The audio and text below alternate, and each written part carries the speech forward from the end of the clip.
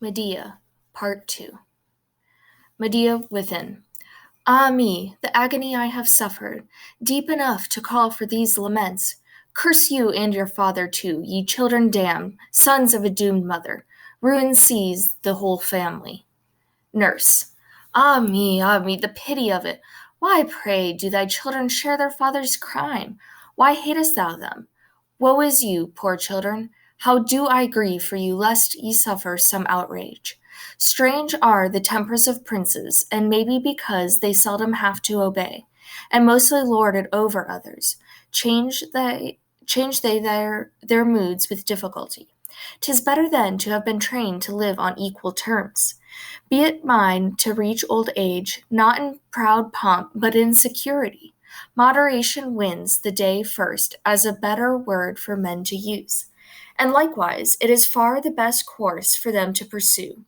But greatness that doth overreach itself brings no blessing to mortal men, but pays a penalty of greater ruin whenever fortune is wroth with a family. Chorus. I heard the voice, uplifted loud, of our poor Colchian lady, nor yet is she quiet. Speak, aged dame, for I stood by the house with double gates. I heard a voice of weeping from within, and I do grieve, lady, for the sorrows of this house, for it hath won my love. Nurse. 'Tis a house no more. All that is passed away long since. A royal bride keeps Jason at her side, while our mistress pines away in her bower, finding no comfort for her soul in aught her friends can say. Medea from within. Oh, would that heaven's levin bolt would cleave his head in twain. What gain is life to me? Woe is me! Oh, to die and win release, quitting this loath existence. Chorus. Didst hear, O Zeus, thou earth, and thou, O light, the piteous note of woe the hapless wife is uttering? How shall a yearning for that insatiate resting place ever hasten for thee, poor reckless one, the end that death alone can bring? Never pray for that. And if thy Lord prefers a fresh love, be not angered with him for that. Zeus will judge twixt thee and him herein. Then mourn not for thy husband's loss too much, nor waste thyself away. Medea within. Great Themis, and husband of Themis, behold what I am suffering now.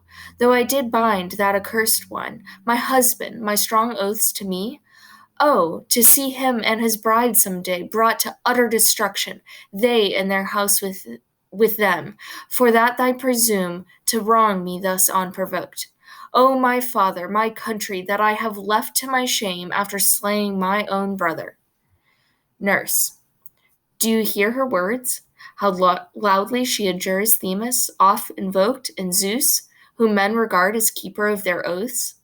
On no mere trifle surely will our mistress spend her rage. Chorus. Would that she would come forth for us to see, and listen to the words of counsel we might give, if haply she might lay aside the fierce fury of her wrath and her temper stern. Never be my zeal at any rate denied my friends, but go thou and bring her hither outside the house, and tell her this our friendly thought. Haste thee ere she do some mischief to those inside the house, for this sorrow of hers is mounting high. Nurse. This will I do, but I have my doubts whether I shall persuade my mistress. Still, willingly will I undertake this trouble for you, albeit she glares upon her servants with the look of a lioness with clubs, whenso anyone draws nigh to speak to her.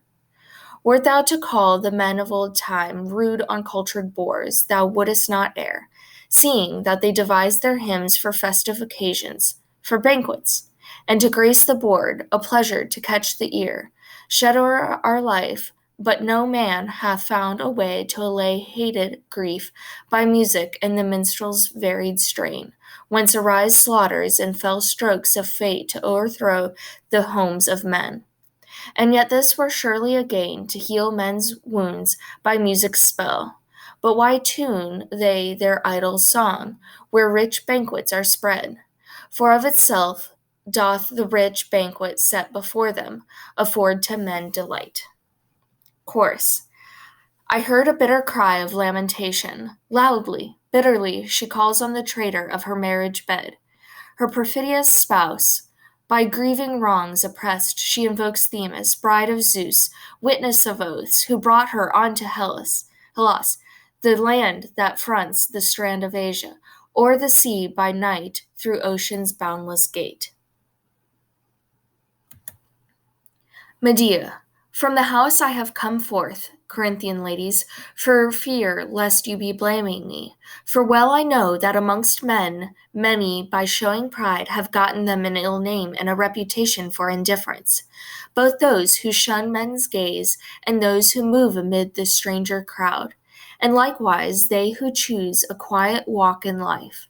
For there is no just discernment in the eyes of men, for they, or ever they have surely learnt their neighbor's heart, loathe him at first sight, though never wronged by him, and so a stranger most of all should adopt a city's views. Nor do I commend that citizen who in the stubbornness of his heart from churlishness resents the city's will. But on me hath fallen this unforeseen disaster, and sapped my life. Ruined I am, and long to resign the boon of existence, kind friends, and die. For he who was all the world to me, as well thou knowest, hath turned out the veriest villain, my own husband. Of all things that have life and sense, we women are the most hapless creatures. First must we buy a husband at an exorbitant price, and o'er ourselves a tyrant set, which is an evil worse than the first. And herein lies the most important issue, whether our choice be good or bad.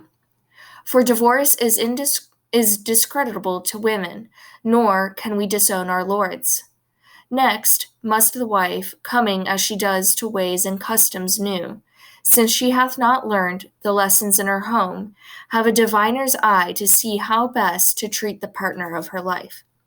If haply we perform these tasks with thoroughness and tact, and the husband live with us without resenting the yoke, our life is a happy one. If not, 'twere best to die. But when a man is vexed with what he finds indoors, he goeth forth and rids his soul of its disgust, betaking him to some friend or comrade of like age, whilst we must needs regard his single self. And yet they say we live secure at home, while they are at wars, with their sorry reasoning. For I would gladly take my stand in battle, array 3 times o'er, than once give birth. But enough, this language suits not thee as it does me. Thou hast a city here, a father's house, some joy in life, and friends to share thy thoughts. But I am destitute, without a city, and therefore scorned by my husband, a captive I from a foreign shore, with no mother, brother, or kinsman in whom to find a new haven of refuge from this calamity. Wherefore this one boon, and only this, I wish to win thee, thy silence, if haply I can some way or means devise to avenge me on my husband for this cruel treatment, and on the man who gave to him his daughter, and on her who is his wife. For thou, a woman, be timorous enough in all else, and as regards courage, a coward at the mere sight of steel. Yet in the moment she finds her honor wronged, no heart is filled with deadlier thoughts than hers. Chorus. This will I do, for thou wilt be taking a just vengeance on thy husband, Medea. That thou shouldest mourn thy lot surprises me not. But lo, I see Creon, king of this land, coming hither to announce some new resolve.